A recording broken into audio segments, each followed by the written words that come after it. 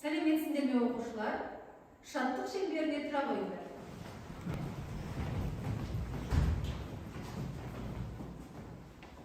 Сабағымызды бір-бірімізге деген жылы тілектен бастайық. Үнжу. Асан, бүгінгі сабаққа белсене қатыс. Рахмет, Төлехан, денсаулығы мықты болсын. Рахмет, заңғар сабағыңды беске оқы. Рахмет, Ғанибат, арманына жет. Рахмет, Айзер, сабағыңды беске оқы. Рахмет, Дұрай, бүгінгі сабақта зейінді де шықсын. Рахмет, Фарида, саған сәттілік тілеймін. Үнжу, сабағыңды беске оқы. Рахмет. Ал ендеше балалар орындарына отыра қойыңдар. Балалар, бүгінгі сабағымызды ой-таста ойланту сұрағынан бастайық. Көріп тұрған суреттердің бір-біріне ортақ қатысы бар екендігін ойланып айтыңдар. Үнжу. Менің ойымша, адам да, көлік те, құс та дыбыс шығара алады. Жақсы. Ендеше қараңдар.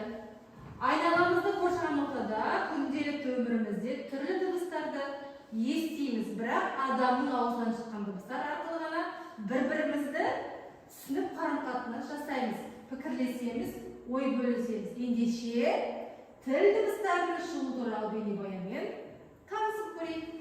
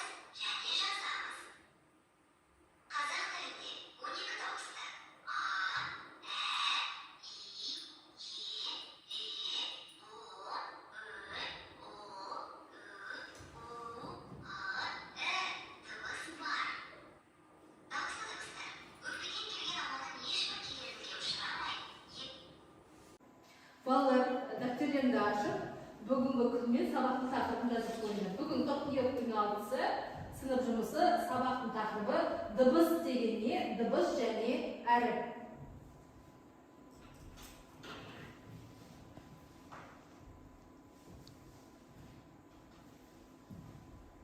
Оқу мақсаты.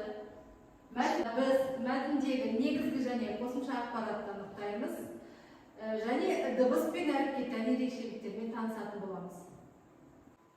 Балалар, бағана көрген бейнебаянды негізге ала отырып, қазір сендер постер қорғайсыңдар. Бірінші топ дыбыс деген сөзге, екінші топ әріп деген сөзге. Ал кеттік балалар, сәттілік.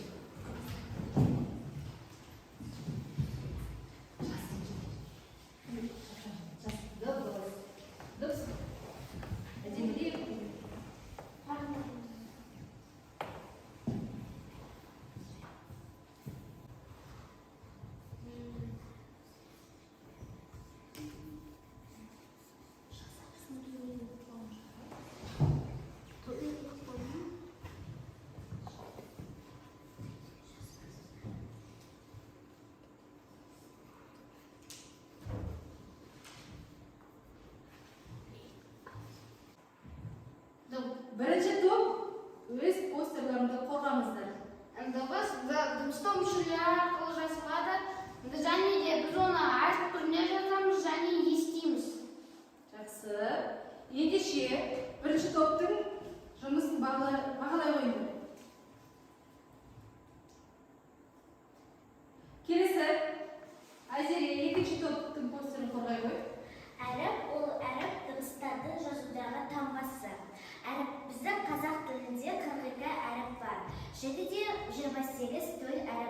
бар. Біз әріпті көреміз және жазамыз. Жақсы. Мына топ, бірінші топ, екінші топтың жұмысын бағалай қойыңдар. Жақсы, отыра қойыңдар. 12-ші беттегі екінші тапсырмаға назар аударыңдар. Оқылым тапсырмасы қос әріп неге жылады мәтіні. Оқисыңдар, оқып болғаннан кейін бірінші топ А нұсқасын орындайсыңдар. Мәтін мазмұнына сәйкес келмейтін артық сөзді табасыңдар. Екінші топ осы мәтін мазмұны бойынша жаңағы суреттерді жабыстырасыңдар. Жұмысты орындайын.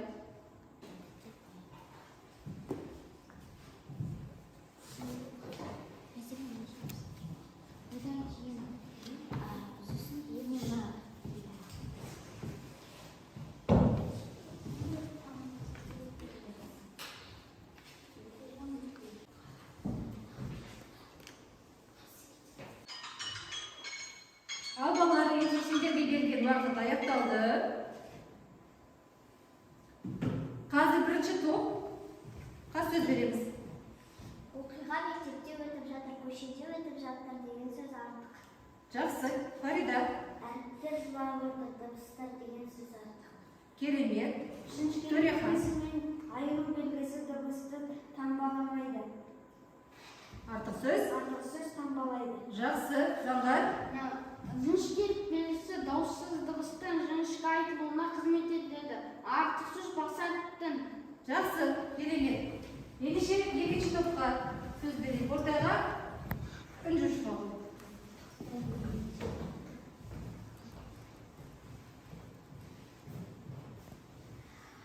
Ұстаз сыныпқа кіріп келгенде айыру белгісі мен жіңішкелік белгісі жылап отырғанын байқады. Сол кезде не болды деп ұстаз сұрайды. Сол кезде Ж әріпі атып тұрып, мұнда айыру белгісі мен жіңішкелік белгісі олар дыбыстамайды.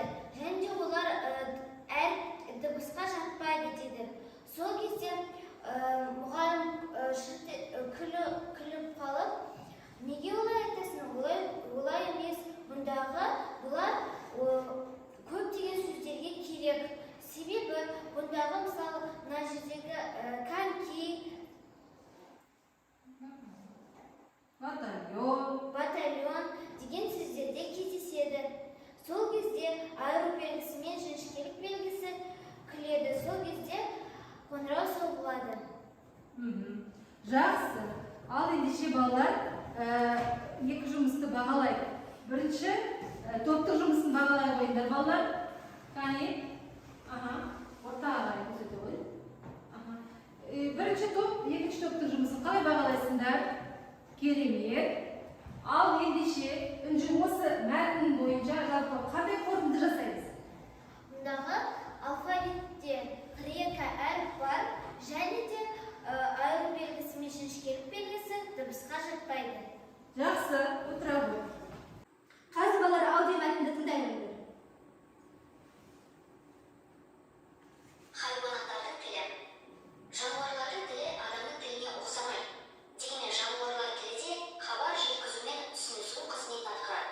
Мысалы, қазір жиі қаңқылдағаны, тезірек жүріңдер деген мағынада білдіреді.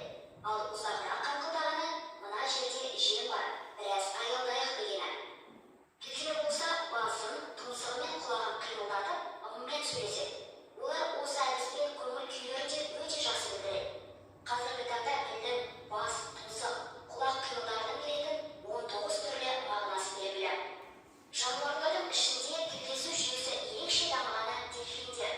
Тынық мұхитындағы дельфин мен Атлант мұхитында өскен дельфинді телефон арқылы сөйлестіргенде олар 8000 шақырым қашықтықта тұрып, бір-бірінің айтқанын түсініп, жауап қайтарған. Жануарлардың тілін түсініп, олармен сөйлесе білу ғылымға да, тіршілігімізге де көп пайда келтіреді. Мысалы, қазір жер бетіндегі барлық егіннің 5-тен 1 бөлігін зиянкес жәндіктер жеп құртады. Ал олардың тілін білу арқылы зиянкестердің өздерін құртуға болар еді. Сондықтан ғалымдар зиянкес жәндіктерді дыбыс, жарық, иіс сигналдары арқылы өз тілдерінде шақырып, бір жерге жинайтын әдіс іздестіруде. Ендеше тыңдалым мәтіні бойынша төмендегі сұрақтарға жауап берейік. Қаздар неге әртүрлі қаңқылдайды?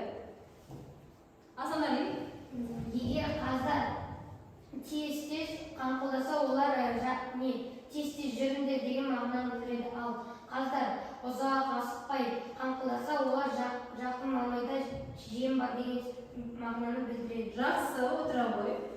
Балалар, 5-ші тапсырмаға назар аудара қойыңдар. Суреттегі аң атауларын жазып, бұл сөздерде неше әріп, неше дыбыс бар екенін анықтаңдар. Тақтаға бізде қазір Анұрай шыға ғой.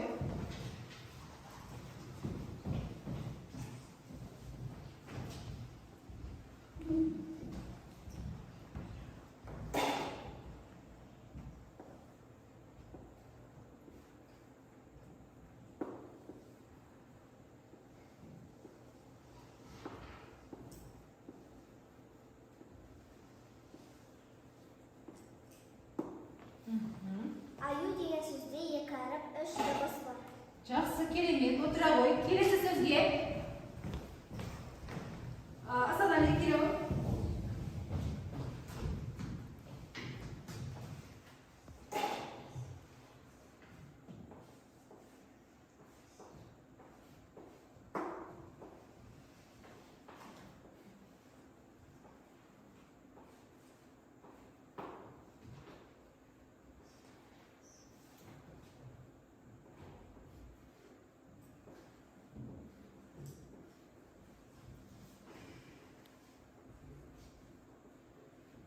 Түлкі деген сөзде 5 әріп, 5 дыбыс бар. Жақсы, керемет, отыра ғой. Ал балалар, келесі тапсырмаға қарай қойыңдар. Сәйкестендіру. Ұстаз деген сөзде неше әріп, неше дыбыс бар? Ал Ғалимат айта ғой. Ұстаз дегенде 5 әріп, 5 дыбыс. Жақсы, отыра ғой. Келесі белгі деген сөзде Нұрай. 5 әріп, 5 дыбыс бар. Жақсы. Келесі циркуль деген сөзде неше әріп, неше дыбыс бар? Айзери. 7 әріп, 6 дыбыс бар. Жақсы. Келесі сөзде деген сөзде неше әріп, неше дыбыс бар? Төрехан. Сөзде деген сөзде неше әріп, неше дыбыс бар? 5 әріп, 5 дыбыс. Дұрыс қарай ғой. Кәне толықтырамын дейді. Замар, сөзде деген сөзде неше әріп? 6 әріп, 6 дыбыс.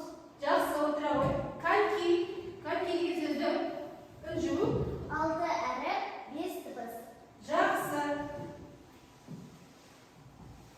Ал балалар, үй тапсырмасын жазып ала қойыңдар. 3-ші тапсырма, 13-ші бет. Сингвейн, дыбыс деген сөзге сингвейн жазып көресіздер. 5 жолды өлеңдесіздер. Дыбыс пен әріп тақырыбында ертегі жазып көресіздер. Осының ішінен қайындағанын істеп келуге болады. Балалар, бүгінгі сабақта жалпы не түсіндіңдер, не үйрендіңдер, жаңа қандай ақпарат, қандай мәлімет алдыңдар, сол жайды жаңағы кері байланыс жасап, жапырақтарға жазып, мынау ағашымызға жабыстыра қойыңдар.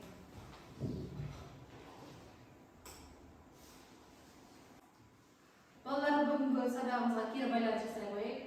Бүгінгі сабақтан қандай жаңа мәлімет алдыңдар, қандай жаңа ақпарат білдіңдер. Соны стикерларына жазып, ағашымызға іле қойыңдар. Кім болды? Бар, іле қойыңдар.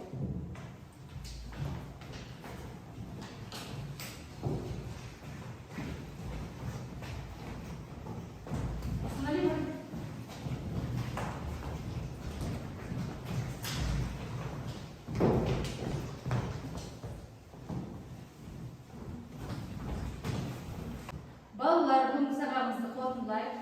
Жалпы бүгінгі сабақта біз мақсатымызға жеттік пе? Заңға? Бүгінгі сабақта дыбыс пен әріпті ажыратып алдық және біз мақсатымызға жеттік. Жақсы.